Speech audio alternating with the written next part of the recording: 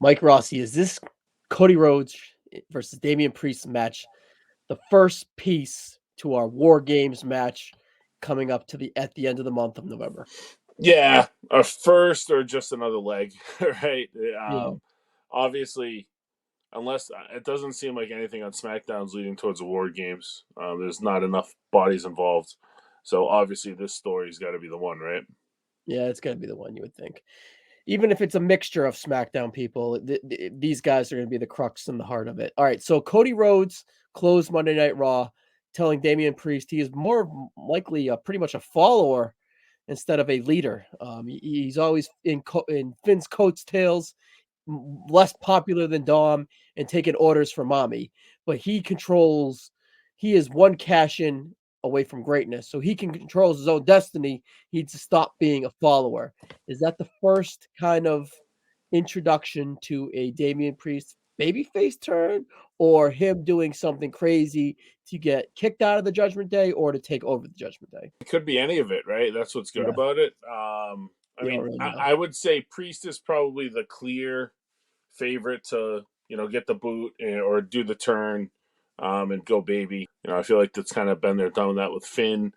Priest can curry some favor with Bad Bunny if you need it to help with that.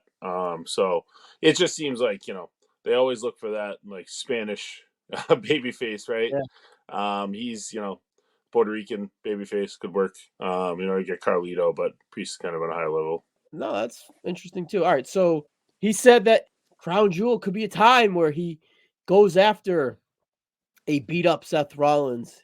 He cashes it in on a tired Drew McIntyre. He even goes after Roman Reigns and kind of chuckles to himself.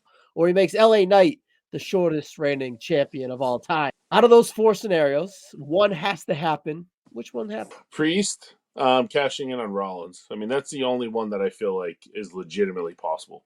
They're not And going to it's give Drew the win and just have him lose it back. now, would he go in there and be successful, or is that kind of just like starting to fracture the Judgment Day? We talk about I this every month, it seems like. Yeah, I mean, this feud's been going on forever, right? Obviously, and War Games is probably the end game of it. So you kind of want, I mean, you got to think that cash in's got to be around the corner, right? If you try to get through the end of November, by the time War Games ends, unless you have some kind of crazy angle in War Games, I don't see how you can continue having Priest chase Rollins. I mean, granted, Rollins could lose the title and he could be chasing somebody else, right? But it seems like they've got to do it in the next month for the story to really make sense. Well, when they gave it to him back in June, I believe that there was a plan. Yeah. So, because it was kind of out of nowhere, it wasn't. But at the end of the day, there seems like there was a strategic plan to get for the Judgment Day with this briefcase centered around Damian Priest. Is there He could any? lose it. He could Yep, lose too, absolutely, you absolutely, and know? that could be the start of the end of the fracture to the Judgment Day. Um, is there a little hints to Cody Rhodes kind of putting Damian Priest on edge a little bit, kind of getting in his head. He started to do that with Roman too, and I think when they kind of come down the same path again, I think that he has plenty of seeds planted to kind of get into the head of his opponent. So that's a game plan for Cody. Now, do you think him getting kind of into that what's called Puerto Rican temper of Damian Priest is for him to maybe put up his briefcase in a match to perhaps not at Crown Jewel, but perhaps another match where he can push Damian Priest to the edge, get that Puerto Rican blood boiling to a point where he puts his briefcase on the line, and then Cody Rhodes has a briefcase in hand, and he doesn't have to win the Royal Rumble. Yeah, no, I mean, it's definitely doable. Ultimately, I think that Cody's going to win a chamber match because that's in Perth, right? So they're probably going to want to do They're something huge on big on Cody that Rhodes. show. Yeah, so I mean, there's a bunch of different ways that they could do things, right? But I mean, that's definitely one. Mhm. Priest not having to, have an unsuccessful cash in wouldn't be the worst thing in the world.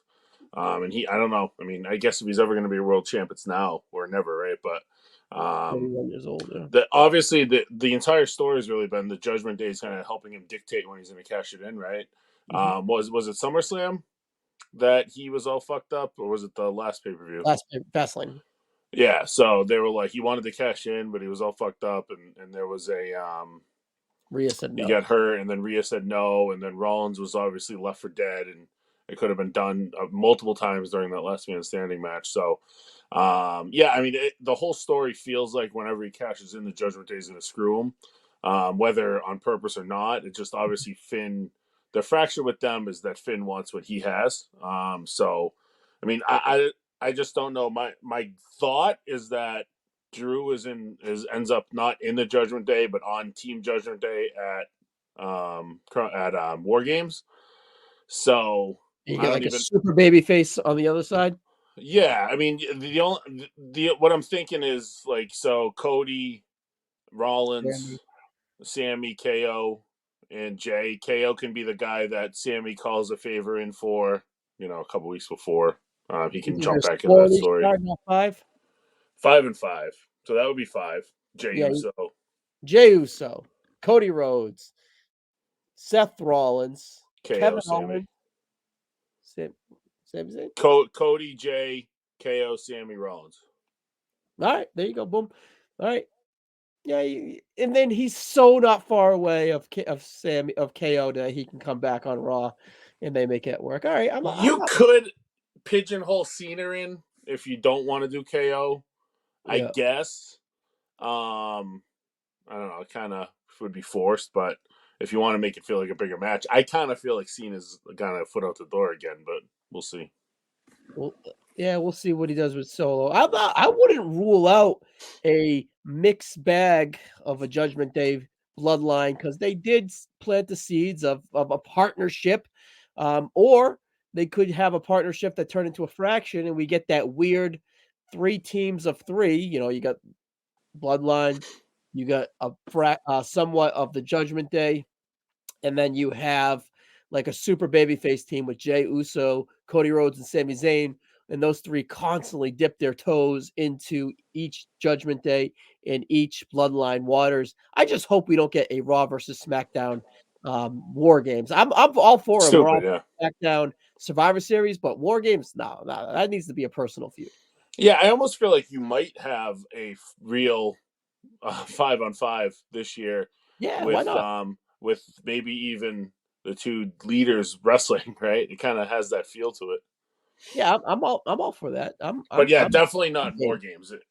War Games should be the culmination of a very long feud. It was last year. Well, not really a culmination, but kind of, right? It kind of It ultimately put Sammy into the full was a blown bloodline, massive pivot point in that story, the acceptance of Sami Zayn into the bloodline. When this should be the end of this story because it's been going on forever. Yeah. So I mean, obviously, Roman not being involved in the show is the rumor. And Rollins, I don't know. I mean, you want to have another big match other than the two War Games. I don't know what the women's one might be, but I don't know. That's the thing is Maybe if the women's is the Team Raw versus the Team SmackDown. The Team Raw consists of the 5 ladies in this Crown Jewel match, yeah, and then fill in the blank, Damage Control mixed with Charlotte and whatever, Bianca, yeah, Oscar or whatever. Yeah, Yeah. yeah. And thinking about this card, I mean, this Survivor Series could be just a good way to give Gunther the big title match. He's the one that's kind of got the big singles match, and if Rollins is in War Games and Reigns isn't around, Yeah, I'm not mad at that. That's cool. We got Logan too. I mean, Mhm. I would assume if he's going to win the title, which I expect this weekend, he might be in a singles match at Survivor Series too. So who knows? You can do Cool. both. All right. Well, it was kind of weird that we pivoted off into War Games talk, but that's kind of where we're at here. This is a pivot point in this match. I could see it going in a lot of directions. I think Cody wins the match ultimately. Priest is fine.